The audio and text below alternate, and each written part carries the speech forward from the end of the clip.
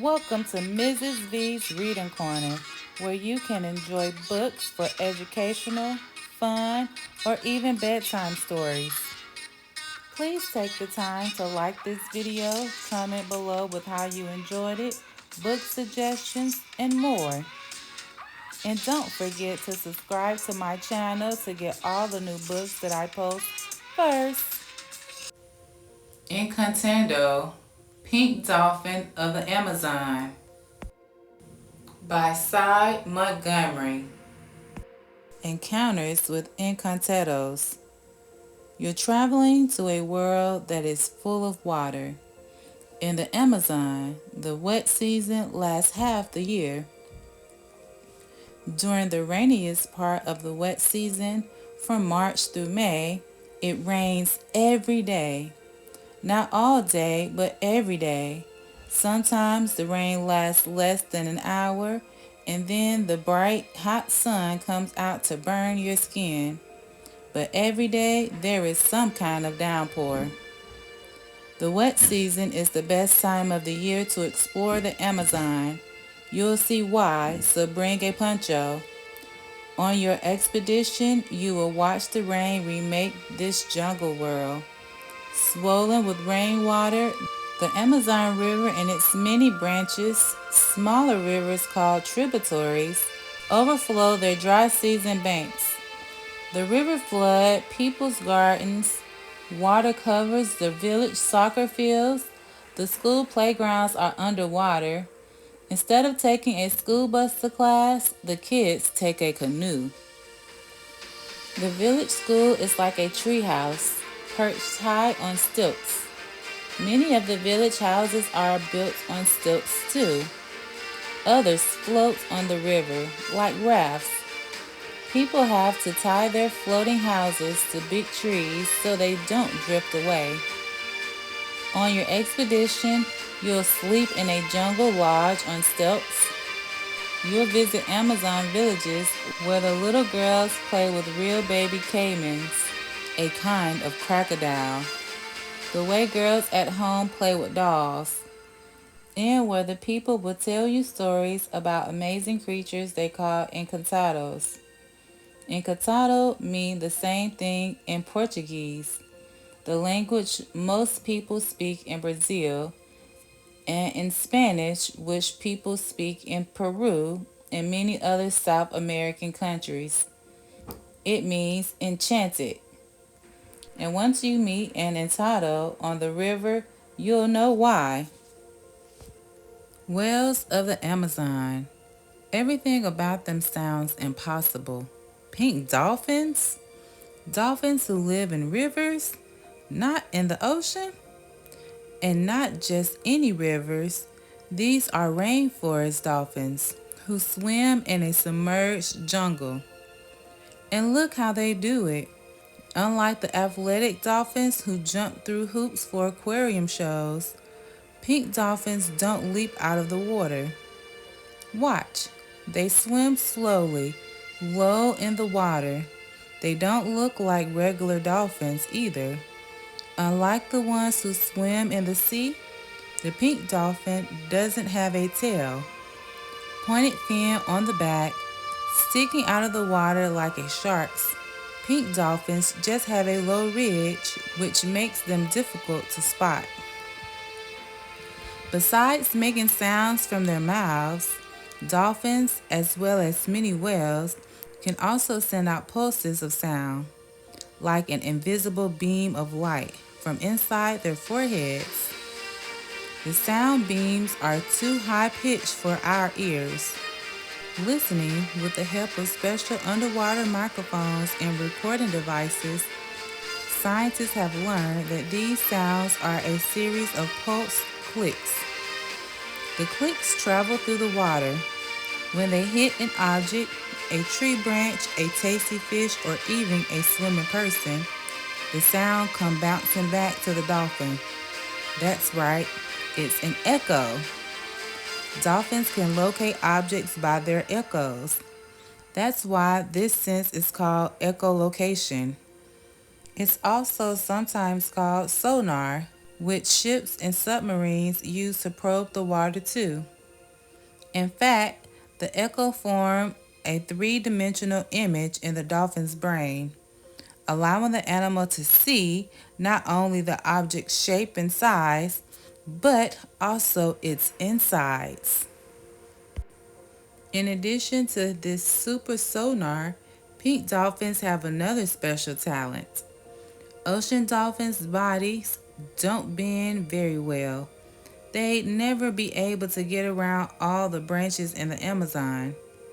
Pink dolphins can bend their bodies to twist gracefully through the underwater treetops. They are so flexible they can even touch their tail with their nose, like a dolphin donut.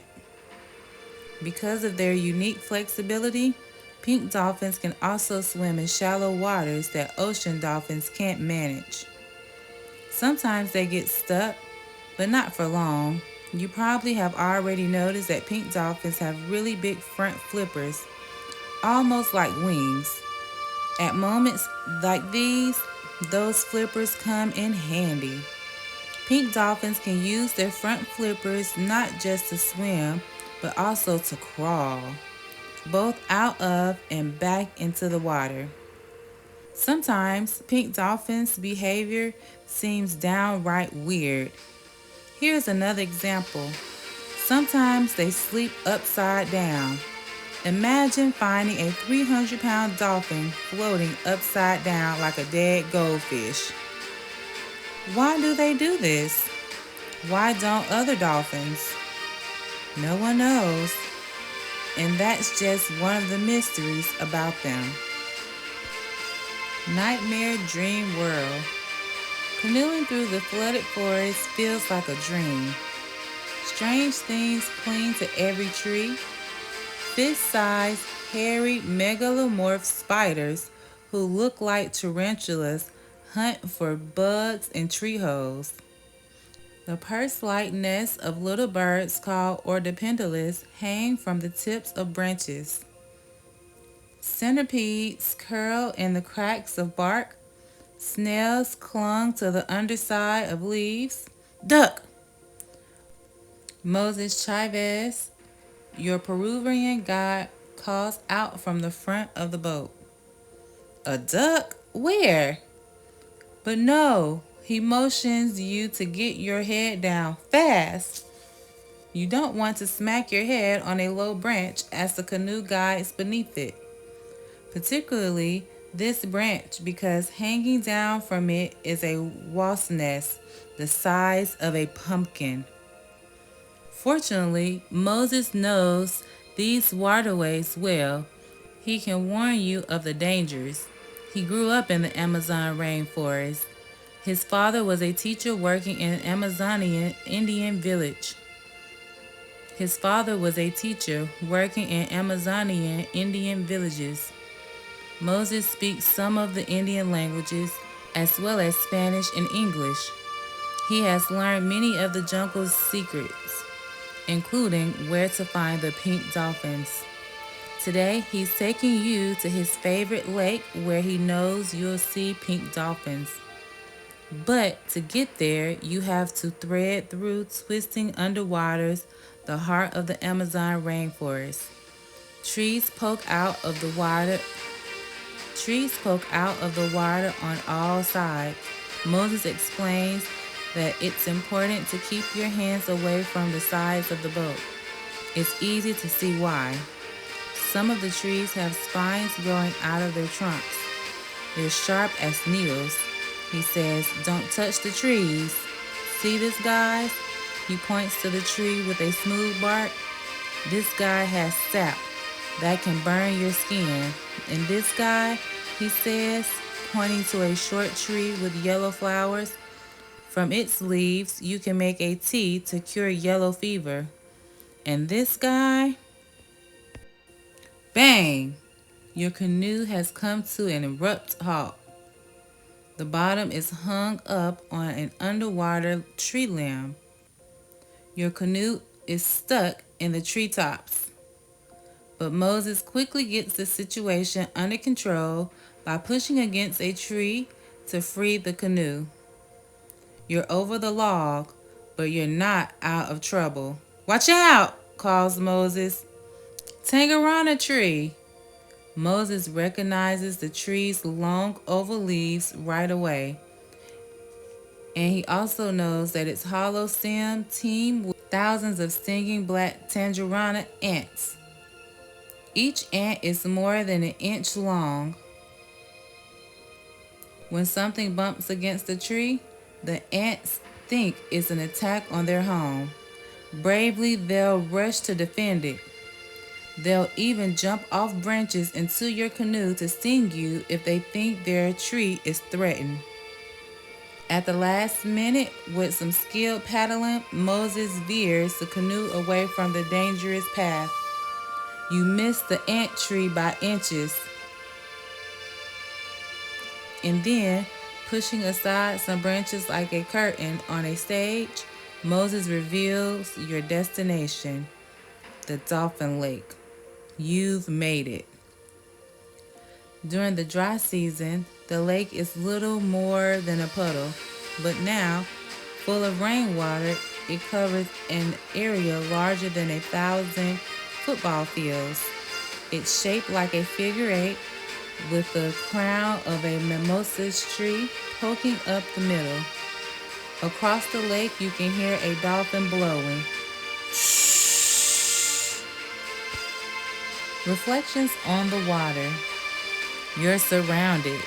At first, it seems that you would see the dolphins only far away. Just a pink shimmer on the water's surface. At first glance, you weren't sure whether you really saw one or just imagined it. But Moses had a great idea.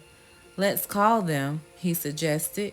He leaned over the side of the canoe and, reaching underwater, banged on the side of the boat with his knuckles. The dolphins responded, and now they are all around you. Right behind your canoe, you hear one blow.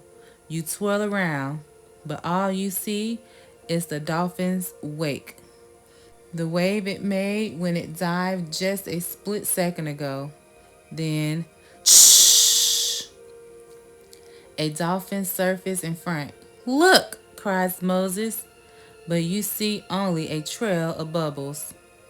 Splash! Off to your left, a big pink form has surfaced, but by the time you turn, you see only a tail. If the water were clear, as in an aquarium tank, you could see them swimming beneath the surface. But the water in the lake is as dark as night. It's not polluted, it's strained with natural chemicals from decaying rainforest leaves. Because of the dark water, it's impossible to count the dolphins. It certainly seems there are several. After all, one surfaced in back of the boat, then one in the front of the boat. Another rose to the side. Does that mean there were 3 dolphins? Maybe not. Remember that pink dolphins with their bendy bodies don't have to swim in a straight line. You can't predict where they might surface next. They can turn and twist beneath the water, even whirl around like a Ferris wheel. Maybe the 3 glimpses you had were all the same dolphin. How would you tell? Most animals, including dolphins, look as different from one another as people do. You just have to learn to see the differences. Some are bigger than the others. Some are darker. One might have a notch or a scar on the back or head. One might have a bent snout.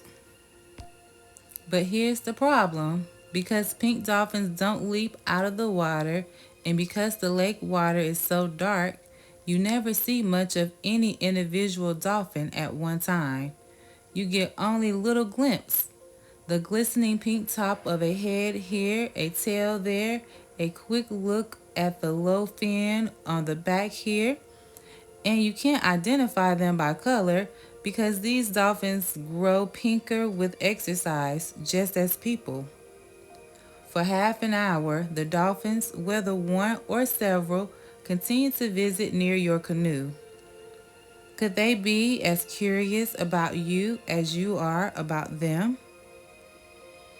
As you and Moses pedal back to the lodge for dinner, you're full of questions about the dolphins. How many of them visit the lake? Do they stay there all year or do they move to other lakes and rivers?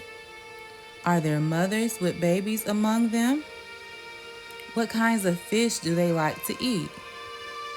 Moses knows a lot about the wildlife in the Amazon, but even he doesn't know the answers to your questions. The Bufio, they are very mysterious, he says. The end.